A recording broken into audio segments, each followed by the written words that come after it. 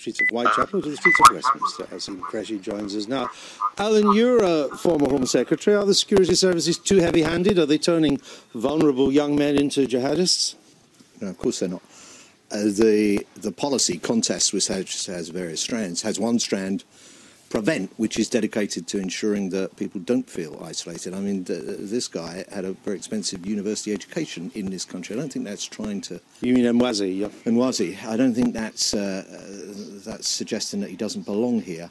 And I find it strange, actually, that when all of our efforts should be focused on this distortion of Islam by jihadism, that we're listening to a message that says that somehow we're all guilty of this. Security services in particular, what they should have done, incidentally, and this is Theresa May's great failing, is three of those guys, the London boys was the gang, three guys with Emwazi, should have been on control orders.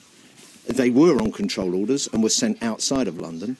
It was when control orders were replaced by TPIMs that they were allowed to come back into London, and they colluded in this guy going to Syria. If anything, security forces should have greater powers to deal with these threats, not from the Muslim community, from these, this small minority. Michael? Well, I think the interviewing of Emwazi by security officers a few years ago was entirely appropriate. He had behaved in a way that drew attention to himself and made people fear that he was becoming an extremist. The attempt to turn him into an agent was entirely appropriate. It obviously was not successful in his case. It is successful in other cases. And each of us in this room may owe our lives, may owe the fact that we're now alive at the moment to the fact that MI5 have penetrated these organisations and have thwarted a number of bomb plots. Because otherwise, you or I might have been in a shopping centre or in an airport where we might have been machine gunned or might have been blown up. And thank goodness that the security services are turning some of these young men and are doing a good job at penetrating these organisations. Asim, what do you say? Yeah, I think we're all agreed on the fact that we don't want any of our youth committing acts of violence on the streets of London or indeed anywhere else. So I think that's probably the starting point in relation to this. But I think the question we want to ask is, when we've got a number of youth coming to us all the time, saying to us that we're feeling aggrieved, we're feeling like we're being harassed, we're being abused, we're feeling that there's a lot of unnecessary targeting of our communities. We're not saying that the MI5 are making these people into jihadists. What we're saying is that, are we creating an environment here in the UK which is making people feel like they don't belong? So if that is a factor for them leaving, then that's a question we need to ask, and it's a question we need to interrogate. We're not saying for a second that they're turning them into these people. What we're saying, though, is that we want a more socially cohesive society, and part of that is us taking a more empathetic approach to the kind of grievances that these young people have, and not taking a heavy-handed, securitized approach towards them, which is what we're seeing. You say that, and that all sounds very reasonable, but you encourage them to think what you say they think. I mean, Cage has had a long-running campaign against the security services, deciding to discredit the security services. On your website, you've claimed that UK individuals in Britain are tortured, rendered and killed on the whim of British security agents. Give me one person who's been killed on the whim of a British security agent. I don't know about that language in particular. It's what Cage has said. But you've claimed that people in Britain are jailed without due process. Who's in jail today in Britain without due process? Well, we would say that a number of people were. We had a number of men who were held in detention without charge for over a decade in the UK. Who's in jail today without due process? Currently, we would say no one, because a lot of the people that came off their deportation orders, were actually deported or were extradited.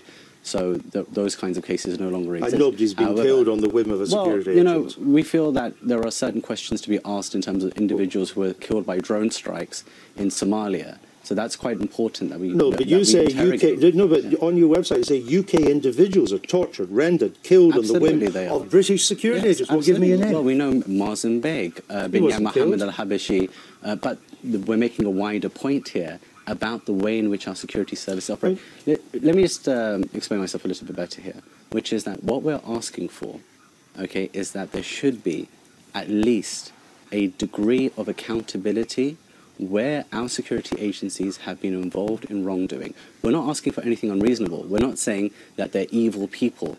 What we're saying, though, is that when you have a cycle of violence, when you have a cycle of abuse where one side, and there's a barbarization of warfare taking place, when we as British people, we move away from our values, values of due process, of the rule against torture, of the right to a fair trial, then what we do is that we actually start entering into that cycle of violence, that cycle of barbarization. What we want to say is send a very clear message that we never will accept this type of behavior. Look at the orange jumpsuits that ISIS are using right now. Those orange jumpsuits come out of only one place, which is Guantanamo Bay. We're saying if we stop things like Guantanamo Bay, if we stop these abuses, if we establish a moral authority about the way that we behave in the Western world, then that sends the strongest message possible that these type of things are completely unacceptable, and we reclaim that moral authority. But you're part of this cycle of violence. You've supported Jihad, you supported suicide bombers, your organisation has close association with all manner of extremist Tahrir, for example, your organisation very close to a senior Al-Qaeda terrorist in charge, Anwar al-Awlaki. You've been part of all that. All of the people that we represent, even those people we completely disagree with, and I disagree with many of Anwar al-Awlaki's opinions, especially after his period of detention. You called him an inspiration. And at one time he was. He was a terrorist. Later on in life. You see, this is the point. You called for jihad. Absolutely, I do. But what do we mean by jihad? We mean self-defense. We mean the right to self-defense. And when I talk about self-defense, I talk also about when I read the accounts and I see what happened on September 11th, I completely understand why it is that America would want to defend itself and attack. But what we say is that everything has to be proportional, and even jihad has to be proportional. Look, we want our youth to grow up in the UK knowing what their rights and obligations are. Jihad is part of the religion of Islam. If we don't teach it correctly, then what's going to happen is you weren't teaching it correctly outside the American embassy in 2006. You were a firebrand preacher that day. No, you were encouraging support for jihad. Yeah, there's a lot of emotion that for violence in demonstration. There's a lot of emotion that comes out. Okay. Well, that doesn't excuse it. And everyone who was at that demonstration would know instantly that Asim Qureshi and Kate are people who do not advocate terrorism in any way. Excuse me, we advocate... The protest was organised by Hizb ut-Tahrir, which is one of the most extremist groups in the country. Which is a non-violent organisation. We're not members of Hizb ut-Tahrir, but we support their right to make their political opinions. And this is the point that, look, if you're going to shut down organisations like Hizb ut-Tahrir, if you're going to call for that, then basically what you deny it's an extremist organisation? Yeah, I would say it's not an extremist. Well, I want one more question, then I'm going to bring in Alan and Michael again.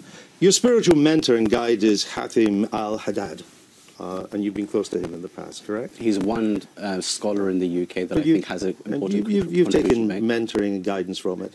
He believes the following, that female genital mutilation is not only acceptable, it's probably obligatory, that you should not question a man's right to hit his wife, that non-Muslim prisoners can be taken as slaves, that Jews are descendants of pigs, that death by stoning is okay for adultery, and that homosexuality is a crime against humanity.